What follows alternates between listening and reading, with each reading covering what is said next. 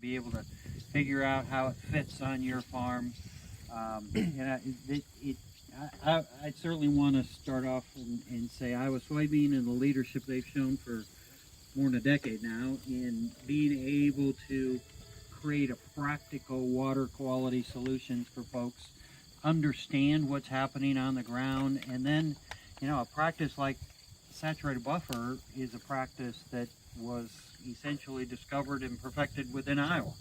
A bioreactor that's talked about, it's the same kind of thing. We've got NRCS is coming out with some standards soon around the saturated buffer, recently around a bioreactor. These are things created here. We've got nutrient reduction wetlands as well in Iowa. Those were, again, invented by Iowans figuring out what do we do with tile lines and the extra amount of nitrates that can be in those tile lines, and that water's cleaner coming down that tile line and everything except nitrates. Let's figure out a way to do an edge of field practice to improve that, while we're also doing the things up in the field to reduce the amount of nitrates that get to our tile lines. Let's put it in that crop when we can.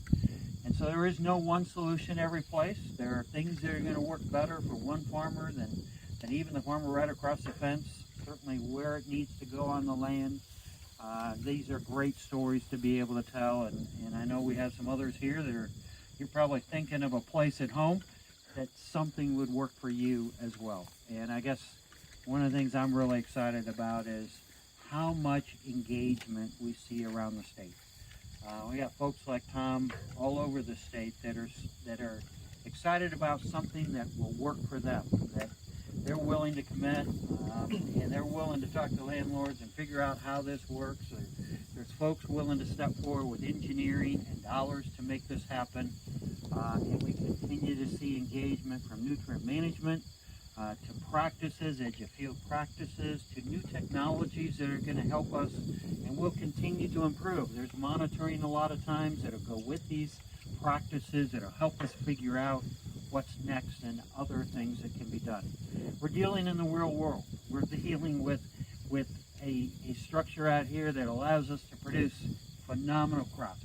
We'll produce more corn in Iowa than all but 3 countries in the world. More soybeans as well. We want to be able to do that, but we want to do it in a way that increasingly improves the water quality, both coming off our farms and in our urban areas as well. So a lot of momentum, a lot of folks have been a part of that.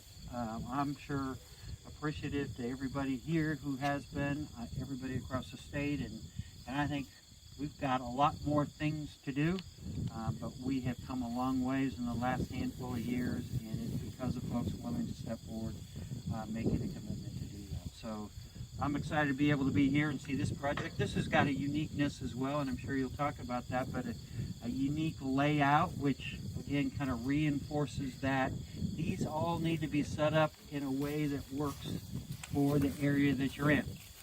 Actually bringing in multiple tile lines into one saturated buffer is kind of a cool concept, and I hadn't seen it any place before, and it's a neat way to be able to do it, and there's that kind of flexibility in a lot of these practices.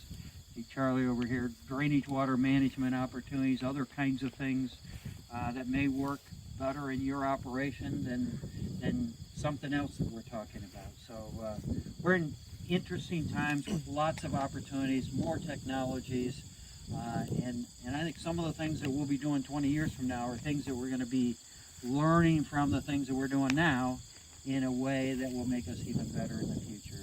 And certainly we get folks from other states. I'll gather with my other colleagues, secretaries, directors, commissioners of ag next month in Nebraska, and one of the things we'll talk about is things that are happening in Iowa around water quality.